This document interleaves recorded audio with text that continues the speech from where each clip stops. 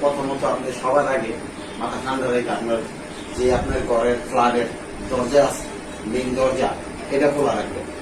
এটা সবার আগে খুলে দিবেন। এটা যদি না খুলে দেন বা এই সমস্যা হবে কি জানেন, এটা যদি আপনি না খুলে দেন, দেখা গেছে যেমন যদিও বিল্ডিং একটু ঝাঁকুনি মাকুনি দেয়, এই দরজাটা জ্যাম হয়ে যেতে পারে। আর জ্যাম হওয়ার কারণে আপনি কিন্তু ঘরেই আটকাই যাবেন। কারণ কি লেগা, আপনার দরজা যদি জ্যাম হয়ে যায়, আপনি কোনোভাবে যতই টানাটানি করেন, তখন আপনার দরজা কিন্তু খুলবে না। তো সবার আগে কি করবেন জানেন, মেইন দরজা আছে আপনাদের ফ্ল্যাট, প্রত্যেকের এই ফ্ল্যাটের দরজাগুলা আগে খুলে লাগবে।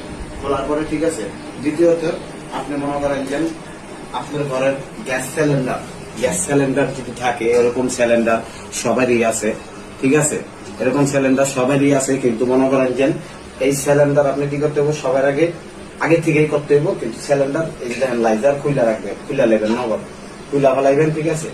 আর যদি আপনার বাসায় যদি চেইন বা শক্তপোক্ত দড়ি থাকে, এই সিলিন্ডার